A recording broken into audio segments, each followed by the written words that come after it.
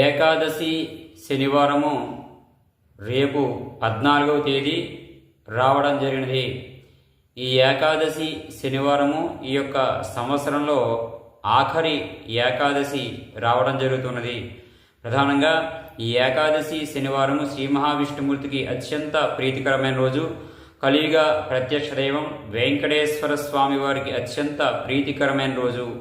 ఈరోజు ప్రధానంగా విష్ణుమూర్తి యొక్క ఆరాధన, వెంకటేశ్వర స్వామి యొక్క ఆరాధన మనం చేసుకోవడం ద్వారా ఆ శ్రీ మహావిష్ణుమూర్తి కలియుగ ప్రత్యక్ష దైవం వెంకటేశ్వర స్వామి దివ్య అనుగ్రహం మనందరికీ పరిపూర్ణంగా లభిస్తుంది.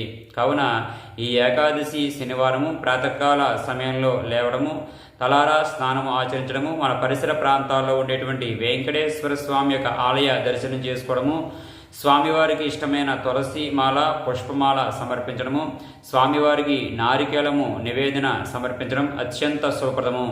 దీనివల్ల ప్రధానంగా మనకి ఆ శ్రీ మహావిష్ణుమూర్తి కలియుగ ప్రత్యక్ష దైవం వెంకటేశ్వర స్వామి అనుగ్రహం పరిపూర్ణంగా తప్పక లభిస్తుంది. కావున ఈ ఏకాదశి శనివారము ప్రతి ఒక్కరు కూడా భక్తి శ్రద్ధలతో ఆచరించండి.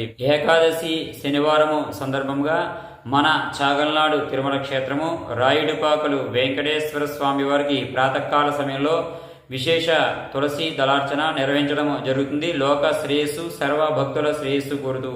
కావున ఏకాదశి శనివారం పర్వదినము సందర్భంగా ప్రతి ఒక్కరు కూడా మన చాగల్నాడు తిరుమల క్షేత్రము రాయుడుపాకలు వెంకటేశ్వర స్వామి యొక్క ఆలయ దర్శనం చేసుకుని స్వామివారిని దర్శించి తీర్థ ప్రసాదాలు స్వీకరించి అన్న ప్రసాదాన్ని స్వీకరించి స్వామి యొక్క అనుగ్రహానికి ప్రతి ఒక్కరు కూడా పాత్రులవుతారని భక్తితో ప్రార్థిస్తూ ఉన్నాము.